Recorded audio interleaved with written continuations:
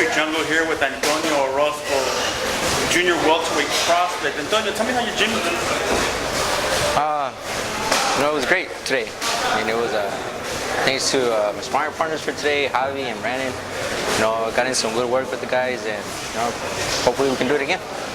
Now you've been pretty good, doing pretty good. You've been fighting on the OC fight card. You fought last month on the 18th, I believe. Let's talk about that fight. It was a brutal, from what I think, brutal first round knockout. You went to the body a lot. Is that something you like, utilizing the body shots? That was the technique we're going to use for that fight. We knew that the guy was a lefty, of course, and we just had to capitalize on the body.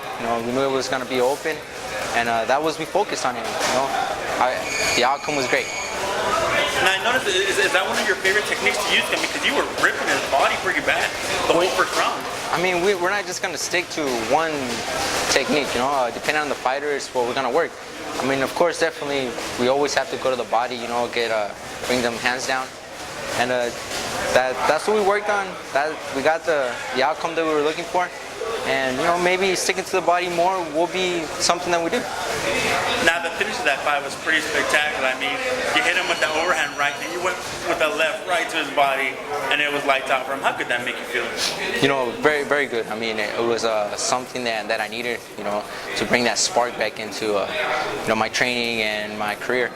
Of course, I did take that 4 to 5 month layoff, and to come back and make such a big impact, it was something that we can capitalize on and keep on working with. It's all about self. How did that make you feel to put on a performance like that on TV? Hopefully, I can get a little bit more fans. It's something that I'm looking forward to. Being under the bright lights is actually, a little bit of pressure on me. And to be able to perform like I did, it just makes me feel more comfortable. Now, you do have the bright lights on because you were always touted Olympian. Talk about your amateur background a little bit. My amateur background, I would say it was fair. I did have my triumphs, I had my big falls, and we just, we worked from it. It's a big learning experience. It was something that I wouldn't change anything on. I stand where I am today because of my amateur background, and I'm grateful. Now, going into any fight, you're 9-0, I believe, with 6 knockouts.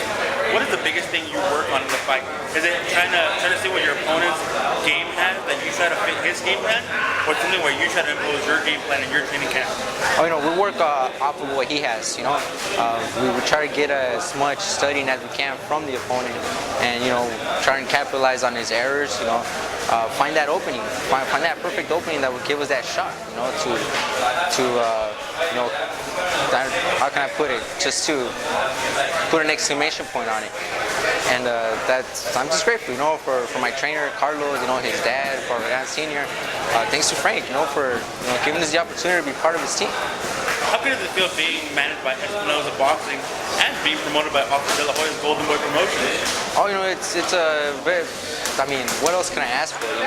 Frank has a reputation of a great manager. I don't think there's anything bad you can say about him. And he treats us very well. He takes care of us, and as for Golden Boy, I have to say the same. Now you have a fight later this month. Tell me a little bit about it. As for that, I think we'll just focus on the one that's coming up next Thursday.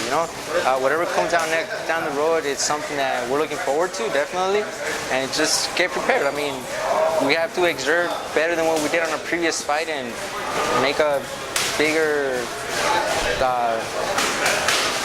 bigger impact. Now, one last question. What are the ultimate goals for Antonio Roscoe? Like every fighter, to be a world champion down the future, but also to have a good life after boxing. I can't always depend on boxing for the rest of my life, so also establishing some sort of career after boxing would be great.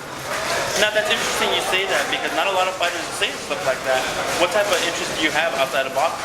Being a business owner of some sort, I do have 2 wonderful kids, that I love to death, my girlfriend. I have a family to support now.